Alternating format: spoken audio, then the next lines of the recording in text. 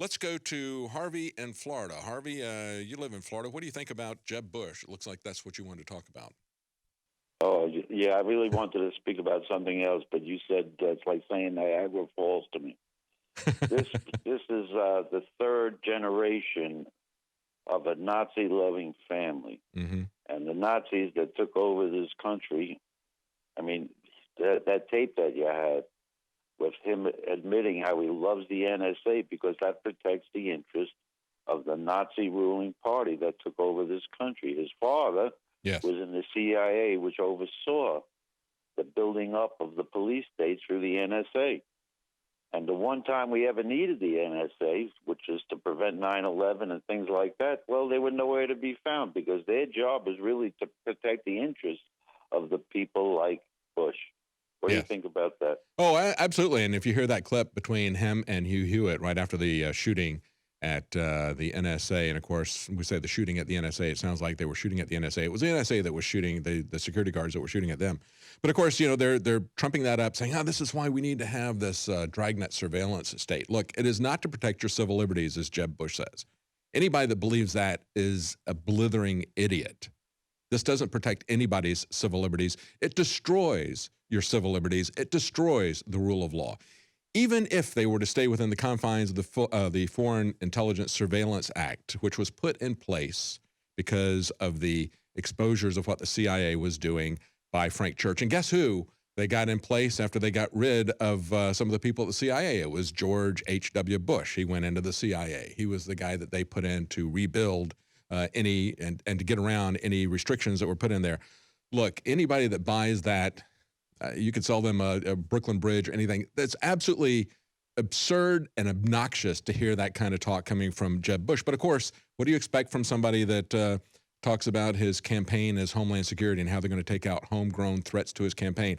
I tell you, Harvey, I was done with Jeb Bush and his brother, and I think most people should be done with them. I mean, well, for a long time. But I'll just say this: the Christians should get a clue when they watch the way these two guys behaved in the Terry Schiavo case.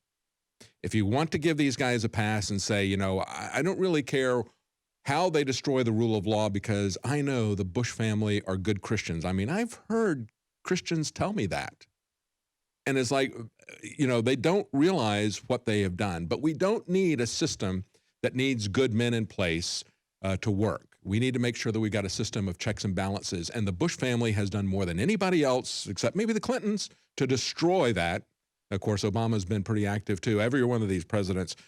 But he's not going to do anything to restore that. And I got to say that anybody that believes all these phony stories about their evangelical experiences need to look at the fruit of what came out of these two guys. Look at how they allowed a probate judge to shut off food and water to a dying woman against the wishes of half of her family. What would it hurt to give that woman food and water? Yet they arrested people who wanted to do that. What are your comments, Harvey?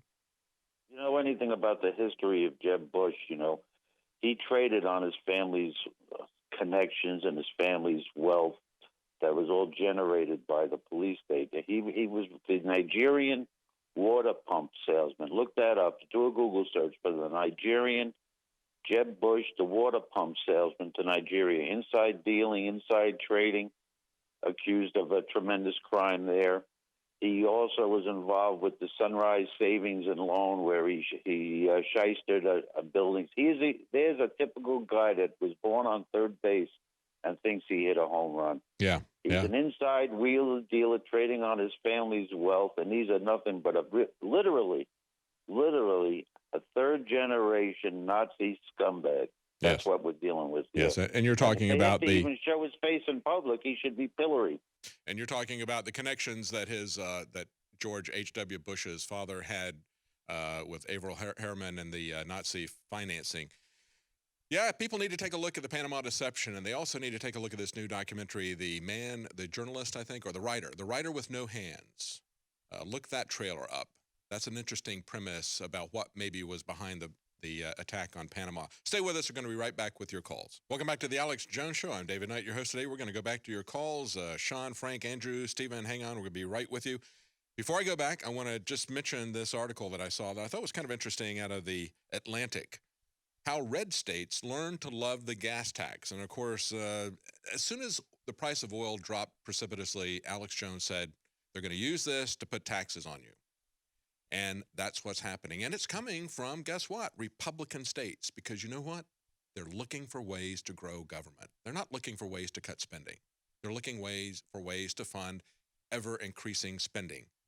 They're not about limited government. Let me give you an example. They point out in The Atlantic a month ago, Iowa's Republican Governor Terry Branstad approved a gas tax hike that sailed through the legislature in under 2 weeks. Top Republicans in Georgia, Michigan, and South Dakota have also proposed similar increases. See, while the taxes are down, while the price of oil is down, they're going to ramp up the taxes, hoping that you're not going to notice it. Oh, well, it's not quite as cheap as it was last week, but hey, it's still cheaper than it was a few months ago, so that's cool. They say as many as 12 states could raise fuel taxes in 2015 alone, after 6 did so in just the last 2 years. They say this is a breakthrough for many states that have gone more than 20 years without touching the levy on gasoline. Yeah, thank you, Saudis. Now we can ramp it up at the pump in terms of taxes. But they say the most interesting thing from the standpoint of The Atlantic is that, hey, this isn't really causing any discussion in these red states, in these Republican states.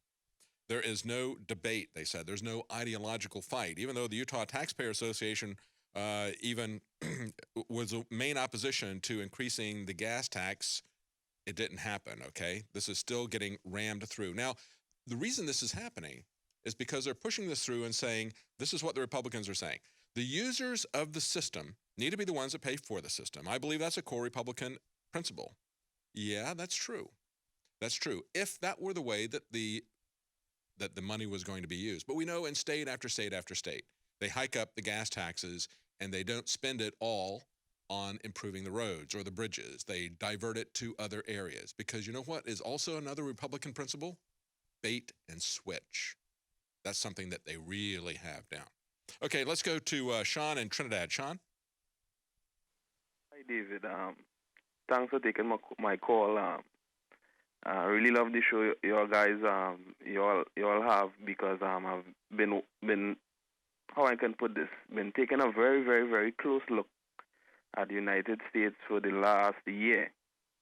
And I gotta say, America has the most divisive president ever. Yeah. What I mean by that is, we look at the rise of this feud between whites and blacks, filling the void with Hispanics, the persecution of the church with this homosexual agenda and supposed religious freedom for Muslims.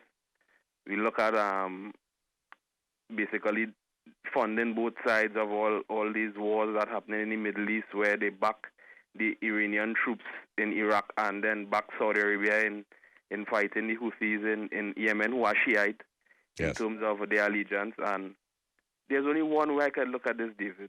I'm a Christian.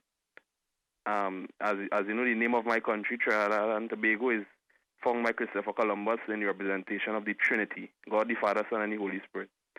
And there's only one way I could see this. I viewed that video you all did with Gerald Celente talking about his predictions or whatnot, or his trends in 2009. And I don't know when would the Christians realize and give credit where credit is due to the prophets of the Bible. Thousands of years ago, of all these things that we are seeing playing out today in front of our very eyes. Oh, yeah, and absolutely. We can't see it. And what I really talked about is that deal, this supposed agreement with the U.S. and Iran. This reminded me of a very a young student of history, and it reminded me of Neville Chamberlain, right? Within a year time of supposed this peace agreement with the Nazis, weren't the world at war with the Nazis, right? Yes. And honestly speaking, like I said, I can only see this thing one way. When you look at Obama's policy towards his foreign policy and the way he deals with the U.S., his agenda lines perfectly with Erdogan of Turkey. Look at the way he treats with Egypt, where they try to install the Muslim Brotherhood as the head of governance, and the military had to step in and boot them out. Look at the way at what went on with Libya, the whole destruction of Gaddafi and his whole regime, and supposedly that was a success according to Obama. Yeah, yeah, Right? exactly. When they got all the arms, you bring up an interesting point because, I think one of my problems that I have had with Obama, even before he got elected president, was the fact that he had grown up and spent a great deal of time, his formative years, in a foreign country, going to a Muslim school. So even if he had an American mother, where he was raised was a very different kind of value system. Let's just put it that way. And did not grow up in America, so he doesn't have the kind of and I think we've now seen this in his presidency, that he doesn't have the kind of appreciation or love for the rule of law, for this country's history. He really does come across as a foreign president, and that shouldn't be a surprise to anybody. He grew up outside of the country, and I think we need to look at that, the whole idea that we need to have a natural-born citizen for president. It's not that we got an issue with somebody that's from Indonesia, or we got an issue with somebody who's a Canadian citizen like Ted Cruz. It's just they need to grow up in America. They need to have need to have a stake in the country. And I think it's kind of interesting when you look at what's going on now with Bloomberg saying he's going to run for mayor of London. I mean, this is the way that they're using musical chairs to move these politicians around. I think this is something that's being done, obviously, with people who have a globalist agenda that want to get everybody used to the idea that you don't really need to have anybody that grew up in your area that really is embedded in your culture and your history to represent you. You can just pick and choose from anywhere in the world to make this guy president or make this guy the mayor of London. That really concerns me, and I think we're seeing that. And of course, there's also Valerie Jarrett, who was born in Iran. I don't know how long she spent in Iran. She's essentially the power behind the throne, just like Kissinger was behind Nixon, or Zbigniew Brzezinski was behind Carter. She's basically calling the shots there, and she grew up or spent a good deal of time in Iran. Her father left the U.S. because he really did not like the U.S. He hated the U.S. He felt that he had been discriminated against as a black man. So he took his family and he went to Iran. That's where she was born. I don't know how long she spent there, but she has a lot of connections, especially on her mother's side. There's this small Chicago mafia that hangs out really around the educational institutions there that Bill Ayers is a part of. So you've got that mafia there that's a little bit different from the Clinton mafia. The Clinton mafia was about drug running and power and money and killing anybody that got in their way. But this mafia, they do all that as well, but they really seem to have a visceral hatred for America. Seems like to me. I don't know, just looking at it. That's my opinion. What do you think, Sean? Yeah, that's very true. And I was going to make that exact point, especially look at Huma Abedin, look at Valerie Jarrett, look at how close the Muslim Brotherhood has gotten into the White House. Look at what happened with Bo Bergdahl, like the guy who deserted, and for his release, they released 5 guys from Gitmo who were known Islamists or whatnot. Yeah, and it came out that they really didn't want Bergdahl necessarily. they took him as kind of a beard. That came out after the fact. That's kind of the way they're pushing back on this. But sorry, go ahead. Finish up with what you wanted to say. Yeah, so basically what I wanted to say is this. I could only look at this one way biblically, and this is something that is going to happen very soon, quicker than most might think. I can't put a time date, but I believe it's going to be very, very, very soon. And the reason why I say that is that this new feud between Sunnis and Shiites in the Middle East that is being fueled will culminate into something very, very serious and disastrous for Saudi Arabia. Right? And what I mean by that is that, what do you think John the Revelator was talking about when he got his dream that he was taken by an angel into the wilderness, into the desert by the Red Sea, where he talked about the harlot of Babylon, where he talked about all the nations of the world sip of a wine from a cup of fornication. What do you think that wine is? It's oil.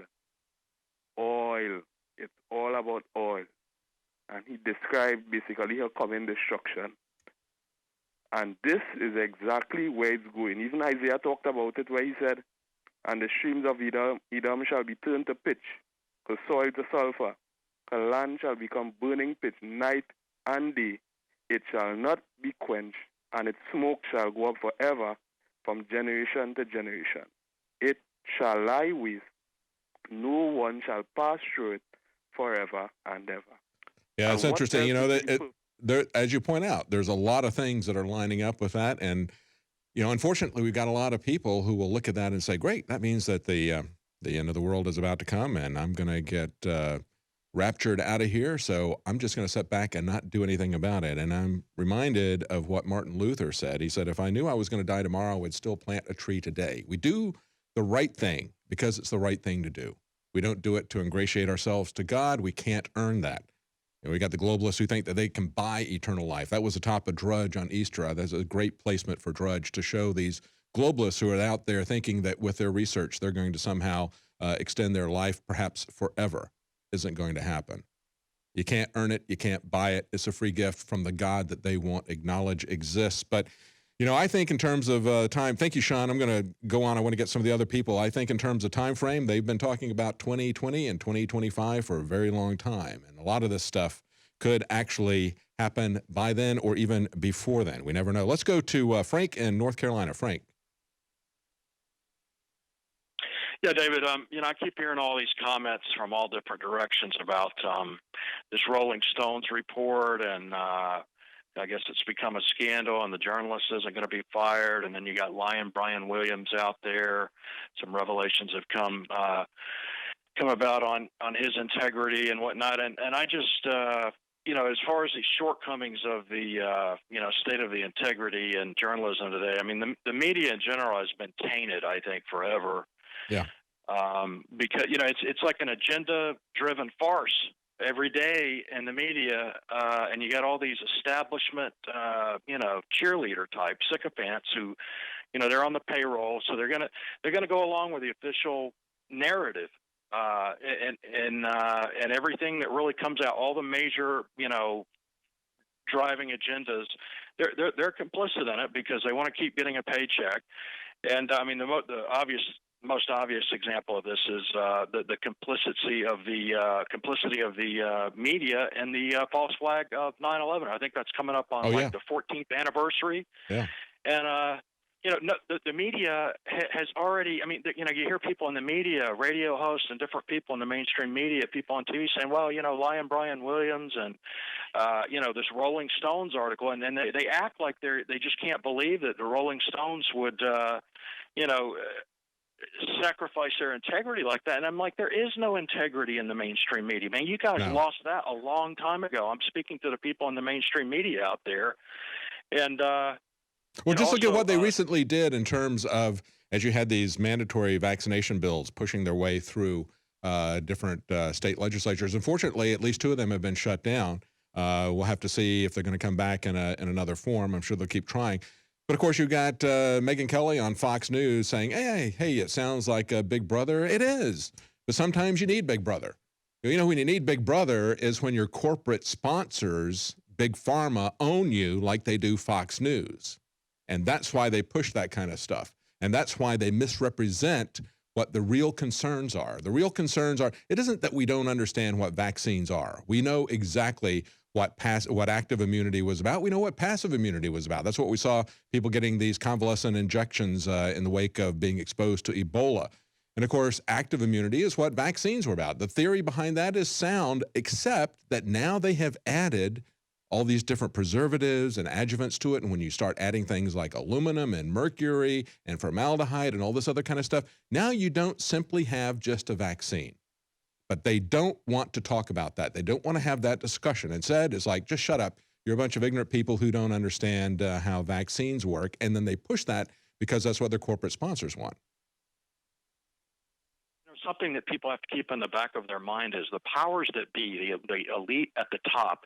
You always have to keep in the back of your mind, what is always on their mind? Population control. They have to control the population through whatever means necessary. Sterility, war. Propaganda. First they'll try to win your hearts and minds. If they can't do that, then they will neutralize you and they'll take you down. And I think you really hit it. I mean, that really is what is at the forefront of their mind. They know that they're going to be automating 50% or more of the jobs out of existence. Are we going to have that many more jobs set up to create robots? No, we're going to have massive unemployment. You're not going to be able to reposition everybody for 50% of the jobs. And of course, the people that are going to be losing it are going to be at the bottom rung, the people who are working in the fast food restaurants, or the people who are working for the most part in the transportation industry. That's going to really be hit hard with these self-driving, autonomous trucks and that sort of thing. So it's going to be massive unemployment. So how do they do that? They have to pacify and control us, or they have to eliminate us. You're exactly right. Thank you, Frank. I want to get everybody that's queued up here on. Thank you so much. Let's go to Andrew in Iowa. Andrew, go ahead. Hello. Hey. I have a idea for a nationwide movement that I don't expect will fix everything or anything like that, but it may get them, raising their eyebrows a little bit and being a little more concerned with how blatant they are about doing things.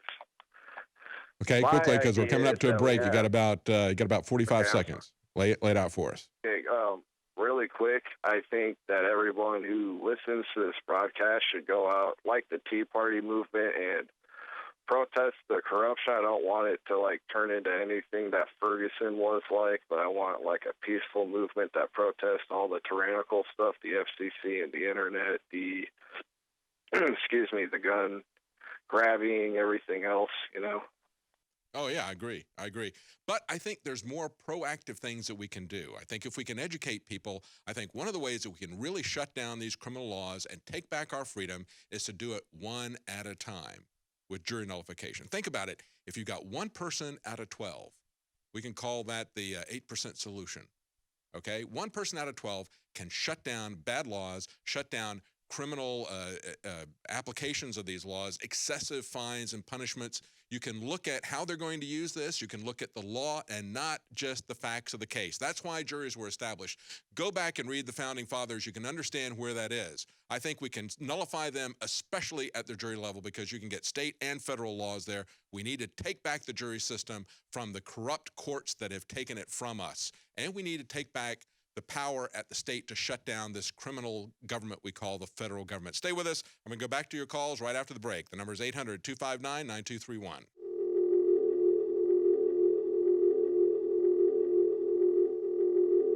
Introducing Secret 12, the new InfoWars Life vitamin B12 formulation. Now, InfoWarsLife.com is excited to announce that we can bring you our most bioactive, powerful form of B12 that has been developed with our exclusive perfected process. Secret 12 is a binary of nutramedical grade, bioavailable coenzyme forms of B12. Secure your revolutionary Secret 12 formula right now at InfoWarsLife.com or call 888-253-3139. Yes. Was in the CIA, which oversaw the building up of the police state through the NSA. And the one time we ever needed the NSA, which is to prevent 9/11 and things like that, well, they were nowhere to be found because their job is really to protect the interests of the people like Bush. What do you think about that? Oh, absolutely. And if you hear that clip between him and Hugh Hewitt right after the shooting at the NSA, and of course, we say the shooting at the NSA, it sounds like they were shooting at the NSA. It was the NSA that was shooting, the security guards that were shooting at them. But of course, they're trumping that up, saying, this is why we need to have this dragnet surveillance state. Look, it is not to protect your civil liberties, as Jeb Bush says. Anybody that believes that is a blithering. And the Bush family has done more than anybody else, except maybe the Clintons, to destroy that. Of course, Obama's been pretty active too, every one of these presidents. But he's not going to do anything to restore that. And I got to say that anybody that believes all these phony stories about their evangelical experiences need to look at the fruit of what came out of these two guys. Look at how they allowed a probate judge to shut off food and water to a dying woman against the wishes of half of her family. What would it hurt to give that woman food and water? Yet they arrested people who wanted to do that. What are your comments, Harvey? You know anything about the history of Jeb Bush, he traded on his family's connections and his family's wealth. That was talks about his campaign as Homeland Security and how they're going to take out homegrown threats to his campaign. I tell you, Harvey, I was done with Jeb Bush and his brother, and I think most people should be done with them. I mean, well, for a long time. But I'll just say this. The Christians should get a clue when they watch the way these two guys behaved in the Terry Schiavo case. If you want to give these guys a pass and say, I don't really care how they destroy the rule of law because I know the Bush family are good Christians. I mean, I've heard Christians tell me that. And it's like, they don't realize what they have done. But we don't need a system that needs good men in place to work. We need to make sure that we've got a system of checks and balances. Idiot. This doesn't protect anybody's civil liberties. It destroys your civil liberties. It destroys the rule of law. Even if they were to stay within the confines of the Foreign Intelligence Surveillance Act, which was put in place because of the exposures of what the CIA was doing by Frank Church. And guess who they got in place after they got rid of some of the people at the CIA? It was George H.W. Bush. He went into the CIA. He was the guy that they put in to rebuild and to get around any restrictions that were put in there. Look, anybody that buys that, you could sell them a Brooklyn Bridge or anything. That's absolutely absurd and obnoxious to hear that kind of talk coming from Jeb Bush. But of course, what do you expect from somebody that